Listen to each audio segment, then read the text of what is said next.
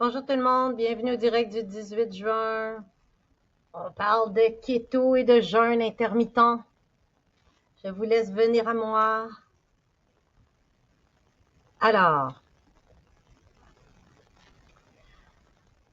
aujourd'hui, on parle de keto, de jeûne, de calories, de faire du cardio à jeûn. Pourquoi tous ces régimes-là parlent à la mauvaise personne? Alors, bienvenue, merci de partager ton dîner avec moi. Merci beaucoup. Alors, petite note, si tu veux avoir accès à la rediffusion, tu peux aller sur YouTube, sur renéjean.ca, René Jean naturopathe, puis tu vas tout pouvoir revoir, tous mes directs si ça te tente. Parce que sur TikTok, bien, on voit pas les rediffusions. Puis sur Facebook, c'est très limité, je pense à 30 jours. Alors, tout est redéposé sur YouTube. En même, je fais mes lives sur YouTube direct. Alors, je réponds aux questions sur Facebook seulement, sur René Jean Naturopathe. Reste jusqu'à la fin, je vais prendre le temps de répondre à tes questions. Alors, keto, calories, cardio à jeun, pourquoi tous ces régimes parlent à la mauvaise personne? Alors, cette conférence est à titre éducatif. Je suis naturopathe, je suis pas médecin. Je t'informe et je partage avec toi mes recherches et ma science à moi. Alors, si tu es ici, c'est certainement parce que tu as probablement essayé au moins de faire tout ça, compter tes calories, faire le jeûne, faire la keto. Puis tu connais le scénario.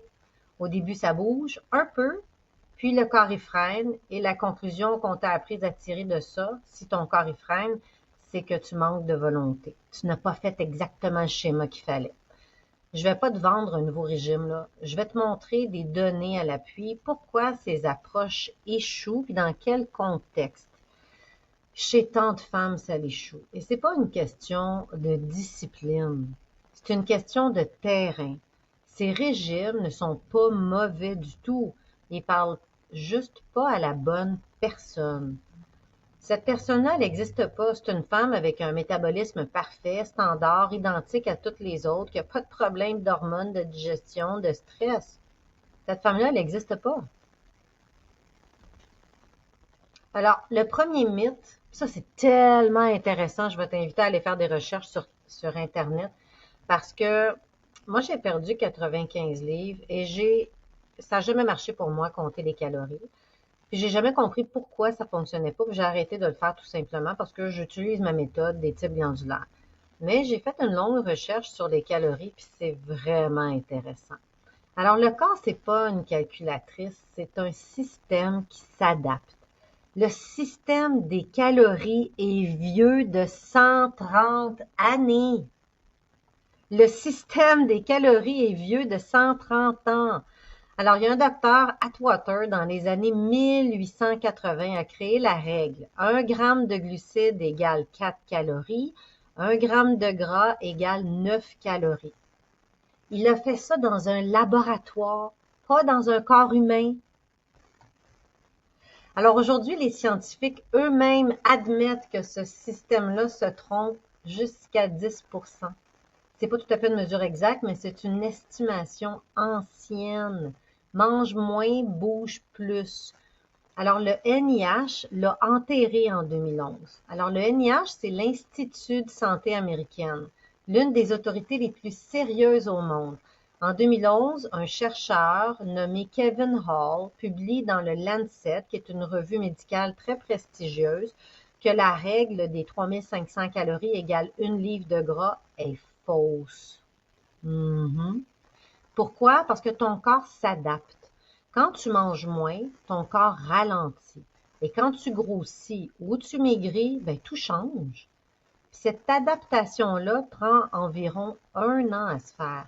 Donc, juger un effort sur 3 semaines ou 3 mois, biologiquement, ça fait aucun sens.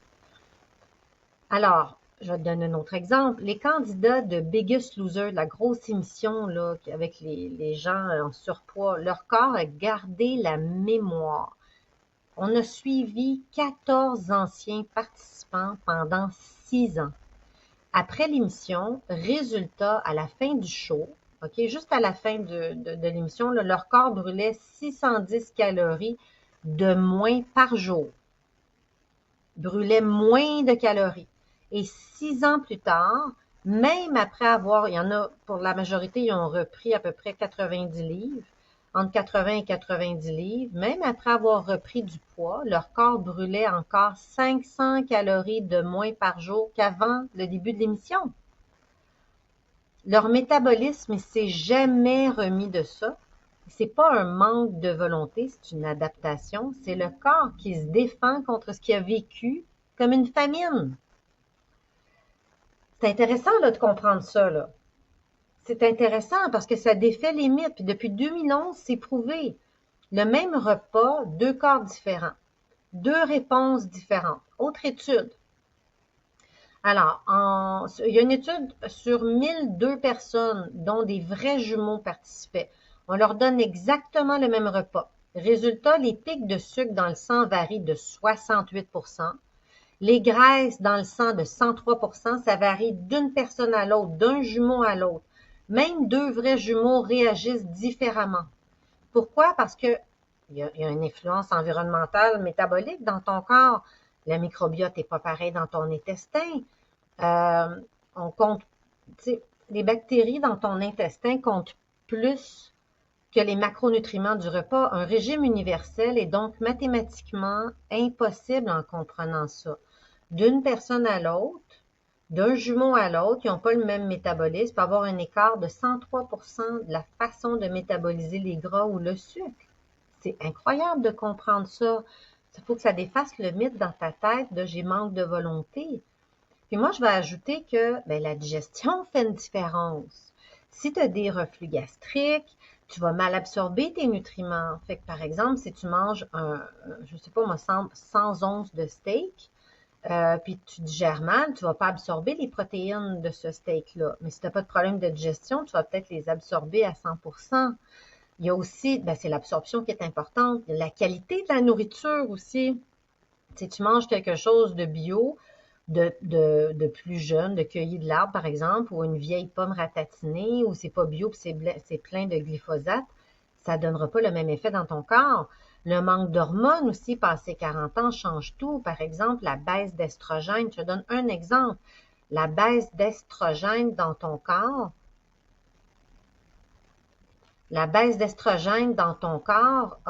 te rend plus sensible à l'insuline. Tu te diabétises en vieillissant. Ce sont des variables intéressantes là, à considérer, mais ce sont des variables qui vont venir jouer sur ta perte de poids. Alors, tu mets ton mari au régime, tu es sur le même régime, puis lui, il perd 20 livres, puis toi, t'en prends 20. C'est pas une question de volonté. Tu as mangé la même chose, c'est toi qui prépares le repas. C'est une question de métabolisme. Est-ce que tu comprends mieux? Ce sont des variables que les régimes en boîte ne prennent pas en compte.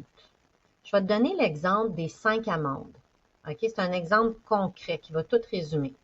L'étiquette sur 5 amandes te dit c'est 170 calories pour 28 grammes d'amandes. Ton corps en absorbe dans la réalité là, à peu près 129 grammes. Mais c'est un tiers de moins. Pourquoi? Parce que les amandes entières ont une paroi cellulaire dure que ton corps n'arrive pas à briser complètement. Par exemple, du beurre d'amande, lui, va être mieux absorbé, donc la même quantité d'amandes entières versus en purée, ton corps n'en tire pas les mêmes calories. Il n'a aucune étiquette pour te le dire. Il n'y a aucune étiquette qui va te dire ça. De plus, tu pourrais avoir une intolérance que tu ne connais pas envers les amandes. Tu vas avoir un intestin, un microbiote qui n'est pas correct. Encore là, on va parler du foie, on va parler de la vésicule biliaire, on va parler de la digestion, les enzymes. Tu ne vas pas les digérer. Même si ça te donnerait, par exemple, 170 grammes de nutriments, on va dire ça comme ça, c'est pas ça qui va se passer dans ton corps. Au bout de la ligne, tu vas peut-être absorber 100 grammes. Les chiffres sont pas exacts, mais c'est un exemple. En résumé, tu comptes pas des calories réelles. Tu comptes des estimations de laboratoire du 19e siècle, 1880, que ton corps ne respecte pas, qui varient selon la forme de l'aliment, selon tes bactéries intestinales et qui changent selon l'état de ton métabolisme. C'est pour ça que 2 femmes peuvent manger pareil et avoir des résultats totalement différents.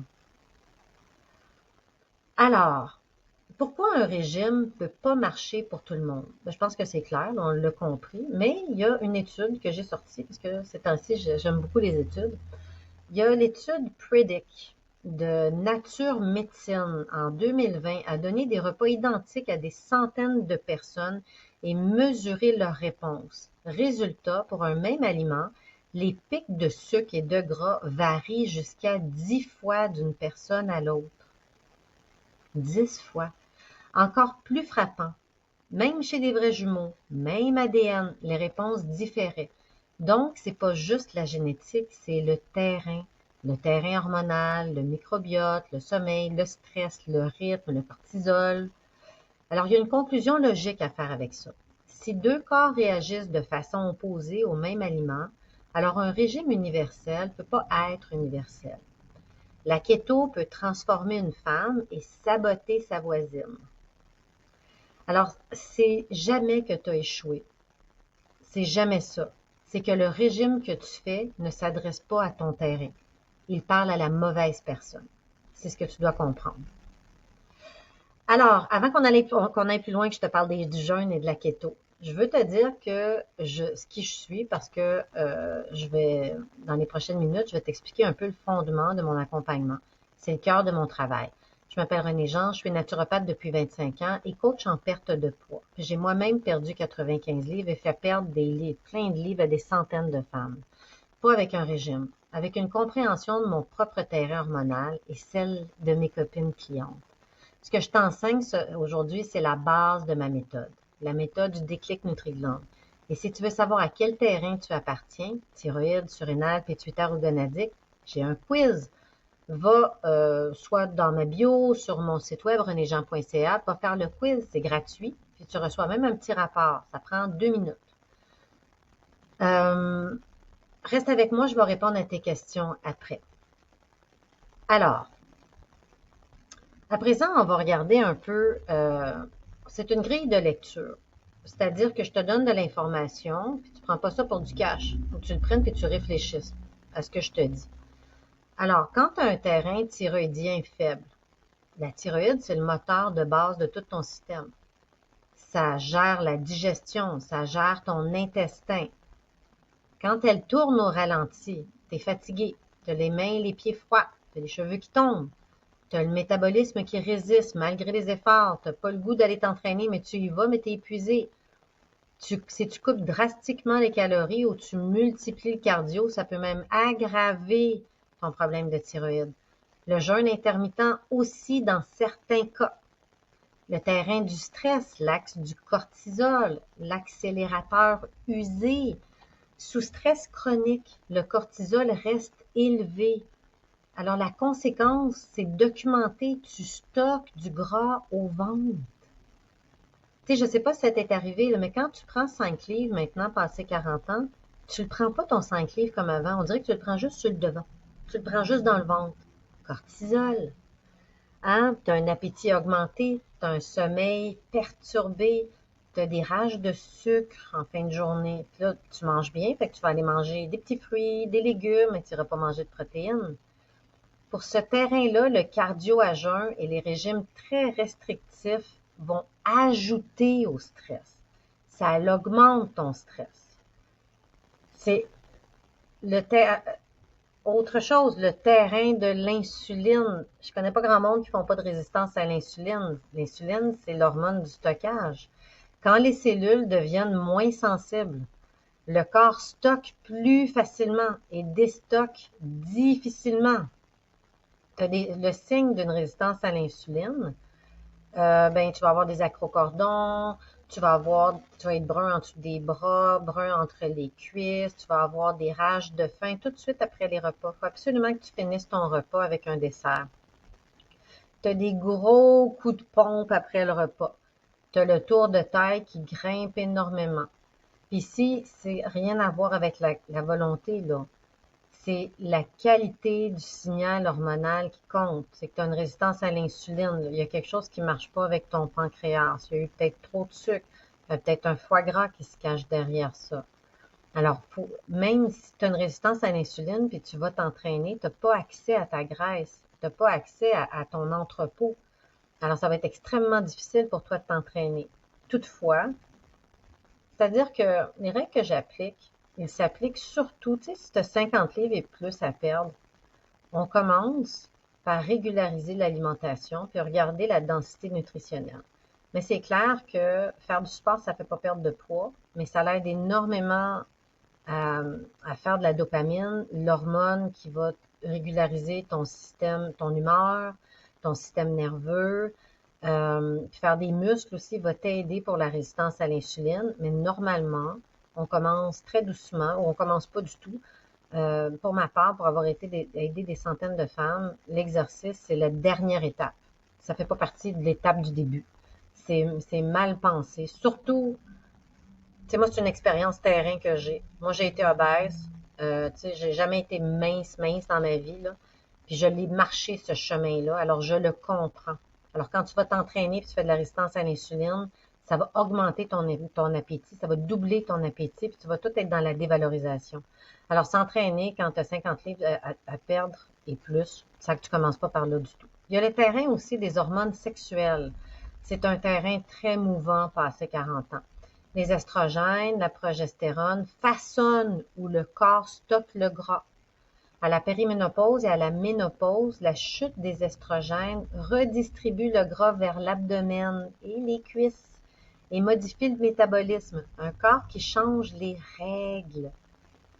Fait que quand tu passes 40 ans, ton corps change les règles. Ben, ça marchait avant ce que je faisais, Joël, mais tu n'as plus le même terrain métabolique hormonal. Ça change. Puis c'est massivement vécu par les femmes. Je me comprends plus. C'est ce qu'elles me disent.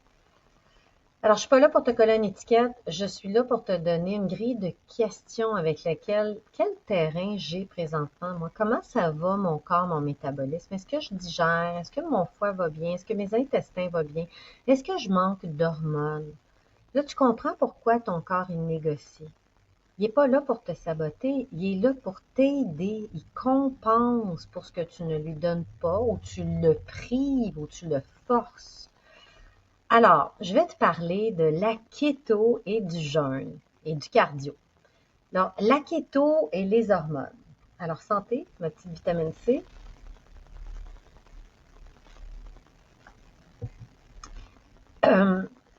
Pour moi, la diète cétogène est très mal faite par la majorité des gens. Moi, j'aime bien le docteur Evelyne Borduas-Roy, qui a une clinique puis qui suit les gens en le faisant. Parce que pour moi, la diète cétogène, c'est pas une diète, c'est comme un programme alimentaire pour pouvoir faire tomber des maladies graves. Pour perdre du poids, à mon avis, c'est n'importe quoi. Mais c'est bon. Moi, je ferais la diète cétogène 3 mois par année, janvier, février, mars, puis le reste de l'année, je ne le ferai pas. Je le ferai juste pour m'assurer que j'ai une flexibilité métabolique, que mon corps est capable de passer du sucre au gras comme carburant. Mais quand j'entends des gens dire, ça fait 4 ans que je fais la keto, je dis, waouh, c'est dur pour tes glandes, ça. C'est vraiment dur. L'effet le plus constant du régime cétogène, c'est sur la thyroïde. Combien de personnes ont été sur la keto pendant des années, puis tout d'un coup, ils font de l'hypothyroïdie. Alors, dans le fond, il y a une diminution de l'hormone principale, c'est la T3. C'est l'hormone thyroïdienne active. Puis, il va y avoir aussi une augmentation de la T4, puis sans modification de l'hormone qu'on check tout le temps, là, qui est la TSH. Mais quand on va au médecin, le médecin dit non, non, t'es correct, mais finalement, à cause de la diète cétogène, ta T3 va baisser. Il y a un essai randomisé chez des adultes sains ont montré cette baisse de T3 après seulement 3 semaines de cétose. Il y a vraiment des bienfaits à se mettre en cétose. Hein. Ça va améliorer la flexibilité métabolique, la résistance à l'insuline.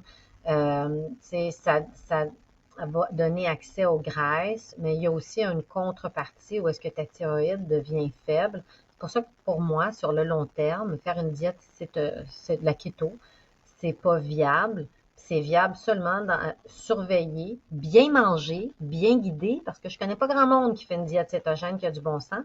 Puis se mettre en cétose, c'est quelque chose, là. Tu le sens dans ton corps. Waouh, t'en as pour 4 jours, là. Quand tu changes de carburant, là, t'as 4 jours de brouillard mental, de mal de cœur, d'énergie. qui changent. C'est très, très, très différent. Mais il n'y a pas grand monde qui se rend jusque-là. Alors, c'est comme des fausses diètes cétogènes. Puis des fois, c'est trop gras, c'est pas assez. La densité nutritionnelle est tout croche. Fait que c'est très, très important quand on dit, moi, je m'en vais dans une diète cétogène, ben, tu as fait comme il faut, puis tu as fait suivi. Mais par exemple, la diète cétogène va être très bonne pour les femmes qui font le syndrome des ovaires polykystiques parce qu'elles, elles ont une élévation d'insuline. Il y a une résistance à l'insuline. Puis ça va diminuer. Puis quand on a trop d'insuline, on a trop de testostérone. Puis ça diminue le niveau de testostérone pour ces femmes-là. Puis ça réduit aussi la sensibilité à l'insuline. Mais encore là, je ne crois pas que c'est sur le long terme. Une keto trop restrictive peut aggraver la fatigue, le sommeil ou le stress chez certaines femmes. Passé 40 ans, le matin, le cortisol est beaucoup plus élevé que quand on a 20 ans. Alors là, tu décides de mettre ton corps en stress puis de jeûner pendant 16 heures, mais de te lever quand même à la même heure, d'aller faire ton entraînement, puis là, tu tiens au café. Ça marche pas, là. C'est pas sain. Il faut que ça soit équilibré. Alors, il faut faire attention parce que beaucoup de femmes, ça va élever leur cortisol. En ménopause, ça va surtout en ménopause, en périménopause, si le régime est vécu comme une contrainte, comme une restriction, puis il va devenir contre-productif. Tu vas vraiment finir par t'épuiser. Puis en plus, ben, tu vas te dénutrir parce que tu vas enlever des familles complètes d'aliments. Tu vas te priver de macronutriments utiles à ton corps. Puis il y en a beaucoup, ben, ils font la keto trop grasse, mais pauvre en nutriments, puis ça aussi, ils deviennent dénutris. Puis je déteste ça, ces niaiseries-là, là, tu sais, comme idéal protéines, tu sais, mange des sachets de je sais pas quoi, des espèces de chips spongieuses aux protéines, c'est pas sain. C'est pas sain, c'est pas normal. On n'a pas besoin de faire ça pour perdre du poids. Puis si tu as besoin de faire ça pour perdre du poids, c'est parce que tu n'as pas compris pourquoi tu en prends. Là, tu es en train de te battre contre ton corps en nourrissant de chips fake, de protéines en sachet, là. Alors, la keto, pour certains cas, oui. Pour les cas graves, les foie gras, les diabètes, faut faire attention au cholestérol là-dedans. C'est pas tout le monde qui a le même métabolisme. Pour les jeunes femmes qui veulent tomber enceintes, qui ont le syndrome des ovaires polykystiques, oui, un certain temps. Pour perdre du poids, jamais. Jamais, jamais, jamais. Puis certainement pas pour les femmes en ménopause, en périménopause qui veulent perdre du poids. Le jeûne intermittent. La question que tout le monde pose. Tout le monde pose cette question-là. Est-ce que le jeûne dérègle les hormones des femmes ménopausées? La réponse courte, c'est non. Puis là, je parlais de la keto exclusivement. Puis là, je parle du jeûne exclusivement. Puis suis-moi parce qu'après, je vais mélanger tout ça ensemble. La réponse courte du jeûne, c'est non, si c'est fait raisonnablement. Le jeûne intermittent classique, manger une fenêtre de 8 heures, va pas toucher aux estrogènes, va pas toucher à la progestérone. Il y a eu 2 études sérieuses qui le confirment. La thyroïde aussi reste stable après un jeûne modéré, contrairement à la keto qui baisse systématiquement les hormones de la thyroïde. Le cortisol, lui, ça dépend de l'intensité du jeûne. S'il est très long, si tu fais des 24 ou 60 heures, il va monter, mais c'est transitoire, ça va passer. Le jeûne classique de 16 heures, 8 heures, il n'y a pas d'hypercortisolisme, ou cortisolémie chronique. Il n'y a pas d'hypercortisolémie chronique documentée. Mais fait intéressant, chez les femmes, le corps répond moins au stress du jeûne que chez les hommes. Ce que j'aurais pensé que ça serait l'inverse. Le seul bémol, parce qu'il y en a un quand tu fais le jeûne, c'est que la DHEA, qui est une hormone qui vient des surrénales, c'est un précurseur important pour l'énergie, les os et le cerveau, baisse d'environ 10 à 15% dans une étude. Donc, l'impact à long terme précis, on ne le sait pas, c'est un signal à surveiller. Le jeûne intermittent, moi, je pense qu'en bas de 40 ans, avant le débalancement hormonal, je trouve qu'il est sain, il est bon, il est facile à faire, puis en plus, ça améliore la flexibilité métabolique. Passé 40 ans avec la baisse hormonale, l'épuisement des surrénales, puis la fatigue, puis le cortisol chronique, souvent à 40 ans, on est des vraies machines, on travaille très fort, on a plusieurs choses sur notre plateau.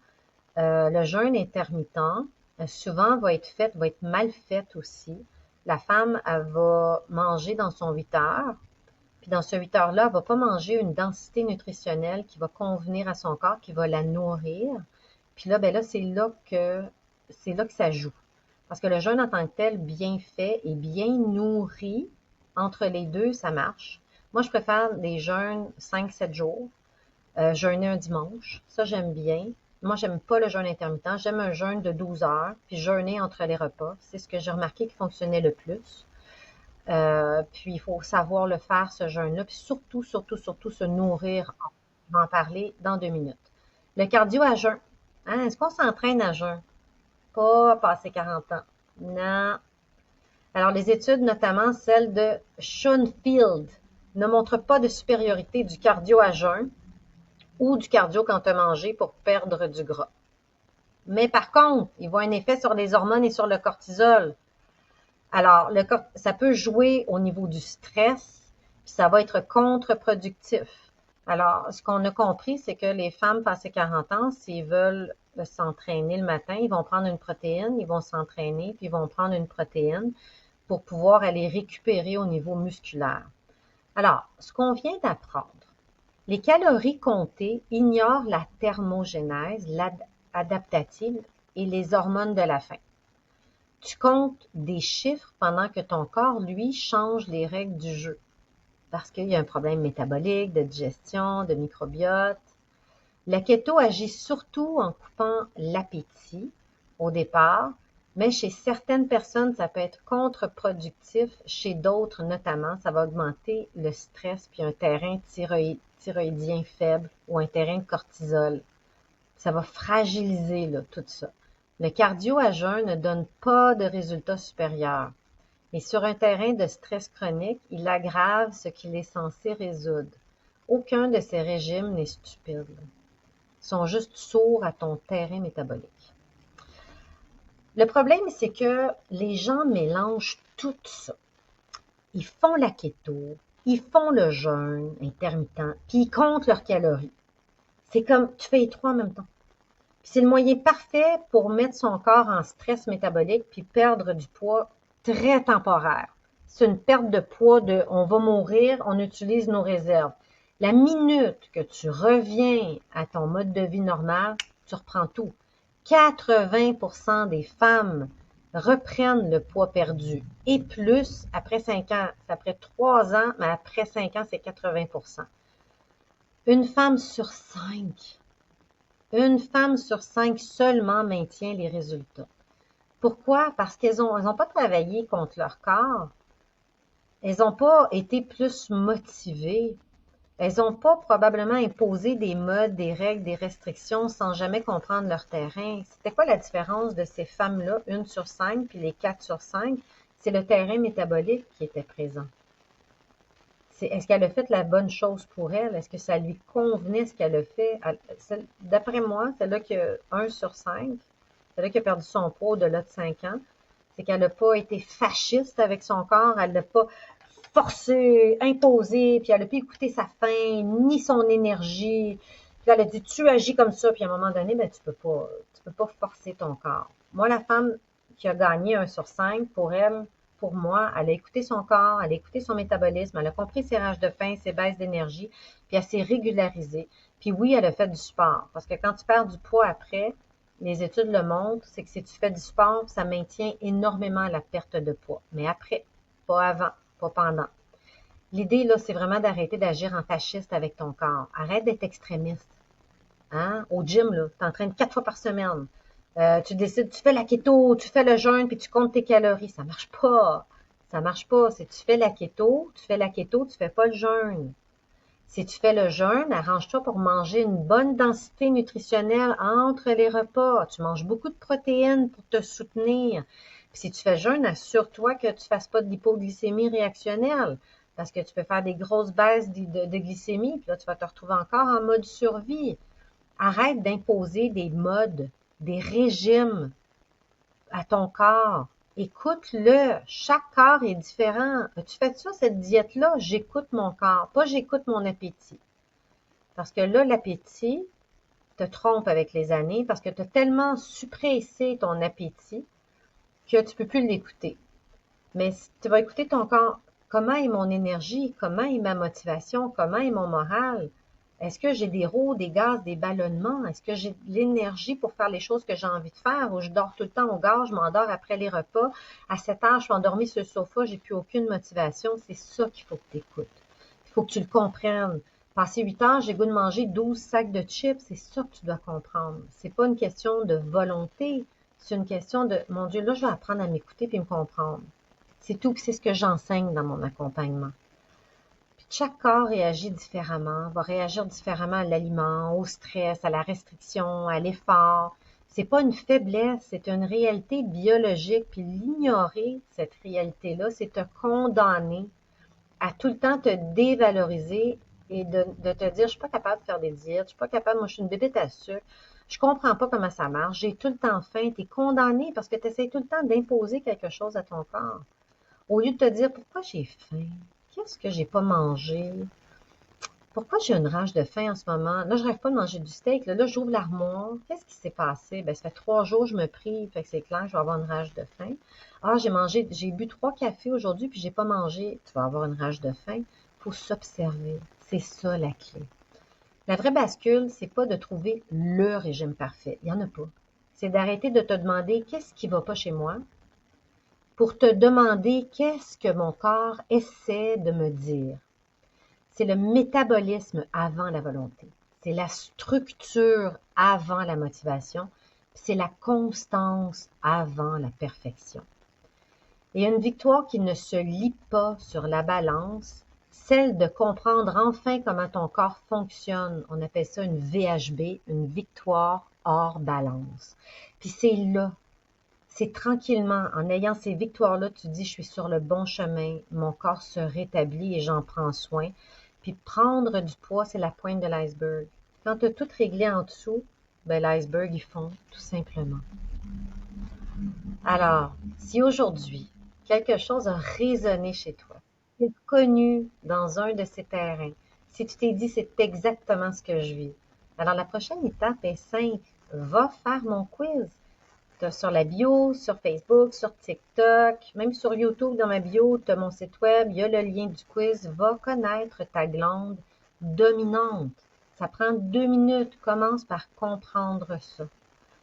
Le lien est partout. Alors, je suis là tous les jeudis midi pour t'aider à garder ta santé en santé et à perdre du poids. Et maintenant, je vais répondre à tes questions. Alors, j'espère que...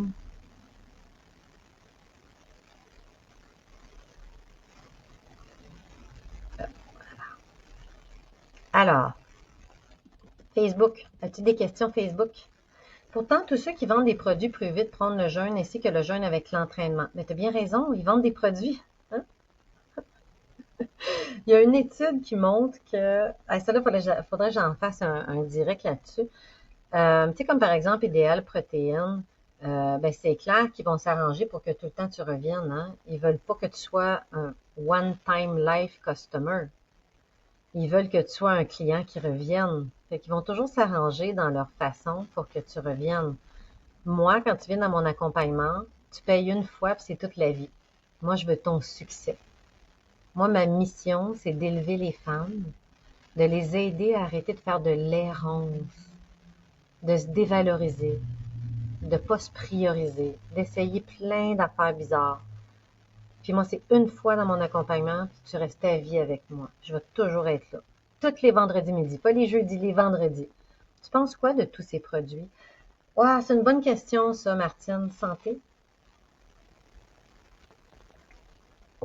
En fait, moi, je recommande beaucoup de produits naturels. Là. Je les vends pas, là, mais j'en recommande. Ce que j'aime pas des produits lignés, tu sais, comme Herbalife, tu sais. Il y a un ou deux produits que j'aime dans Herbalife ou Xymogène. C'est qu'ils veulent tout le temps te garder dans leur marque. Ils veulent tout le temps te garder dans leurs produits. Puis c'est pas tout leur produit qui est bon. Puis ça reste, c'est du marketing. Ils vont te chanter leurs chansons. Tu sais, comme Idéal Protéines, pour moi, c'est juste la diète cétogène fast food. C'est un peu ça. Weight Watchers, ben, c'est le même modèle pour tout le monde. On ne prend pas en compte tes problèmes métaboliques. Tu as peut-être moins besoin de protéines qu'une autre personne. Faudrait peut-être que tu manges moins de légumes qu'une autre personne parce que ça reste des glucides. Fait que les produits, c'est avec parcimonie. Puis ce que je remarque beaucoup dans mes clientes, c'est que, tu sais, ils me demandent, René, c'est-tu bon ce produit-là? Puis les clientes vivent du stress, puis ils sont pas conscientes que il y a une mode là, des adaptogènes. Puis là, je dis, tu vis pas du stress parce que tu veux prendre ce produit-là pour quelle raison? Puis la raison est fausse pour laquelle tu veux le prendre, ce produit-là. Parce que finalement, on se rend compte qu'elle est dénutrie, elle mange pas suffisamment, puis vers 3 heures, 4 heures, ben, elle avait beaucoup d'anxiété, elle avait beaucoup de cortisol, puis de tremblements. Puis elle se dit, ah, je vis de l'anxiété, je vais prendre des adaptogènes. Ben, c'est pas ça. L'idée, c'est que tu fais une hypoglycémie, puis il faut manger des protéines. Fait que c'est plutôt ça. Fait que ce que je pense des produits, je pense que les produits ont besoin d'être guidés par un professionnel. Quand tu prends un produit, il faut vraiment que tu sois guidé par un professionnel, parce qu'il y en a des vraiment bons sur le marché, mais vraiment, que j'adore. En plus, c'est vraiment très cher. Ben oui, c'est cher. On a besoin de prendre des suppléments. Surtout au début, quand on veut perdre du poids, puis on a des problèmes métaboliques. Il y a des suppléments qui vont adresser toutes sortes de problèmes de santé, tu sais, comme le magnésium, le sélénium pour la thyroïde. On en a besoin. Mais souvent, à part le magnésium, les oméga 3, là, que pour moi, on devrait prendre tout ça à vie. Euh, le sélénium aussi un peu, mais toutes les autres, ça devrait être des prises temporaires. Parce que les suppléments, c'est pas des médicaments, c'est destiné à combler une carence, à nourrir une fonction, puis après ça, normalement, tu devrais être capable de ne plus en prendre. Fait que, mais j'avoue que moi, je consomme beaucoup de suppléments. J'aime ça, les suppléments. Que penses-tu du produit CardioSlim pour aider à la gestion du cholestérol? Je ne sais pas ce qu'il y a dedans, Hélène. Coucou, Hélène. Je ne sais pas ce qu'il y a dedans, ce produit-là, mais normalement, on appelle ça des statines naturelles, mais ça reste un statine quand même. Puis souvent, ça l'aide beaucoup. Il y a de la levure de riz rouge. Puis selon les études, ça l'aide beaucoup pour le cholestérol. Mais il faut comprendre pourquoi on fait du cholestérol. Souvent, il peut y avoir quelque chose, là je t'informe, hein, je ne suis pas médecin, je peux juste t'informer, mais derrière un cholestérol élevé, il peut y avoir ben, trop d'hydrates de carbone, on mange trop de sucre, puis il peut y avoir aussi une hypothyroïdie cachée, il faut aller investiguer de ce côté-là aussi. Mais les produits naturels semblent très bien fonctionner pour ça. En hypothyroïdie, on a un cortisol très bas le matin et non un cortisol élevé. Peut-être au début, mais à la longue, la courbe du cortisol est flat. Oui, parce que souvent, quand tu fais une hypothyroïdie, tu as aussi un hyposurrénal. Pas, là, mais tu sais, les surrénales à terre. Fait que c'est clair que t'auras pas de pic de cortisol. Puis en plus, normalement, tu fais de la basse pression. Ça veut dire que ton système est tout au ralenti. Fait que quand tu fais une hypothyroïdie, il faut que tu valorises les protéines au moins 4 fois par jour. Puis tu prends tous les cofacteurs de thyroïde. Tu sais, les cofacteurs, c'est le sélénium, le cuivre, le zinc, euh, le magnésium, les oméga 3, faut que tu les prennes, faut aller trouver. Puis une hypothyroïdie, il y en a plusieurs sortes d'hypothyroïdie. Il faut savoir laquelle tu as. Tu sais, parce que tu peux avoir une thyroïdite d'Hashimoto, un goitre, une hyperthyroïdie ou une euthyroïdie, il faut la connaître. C'est pas juste une hypothyroïdie, il faut connaître ça. Est-ce qu'il y a d'autres questions de mes copines? Alors, TikTok, je réponds sur Facebook à René Jean, naturopathe. Allô, Marie-France.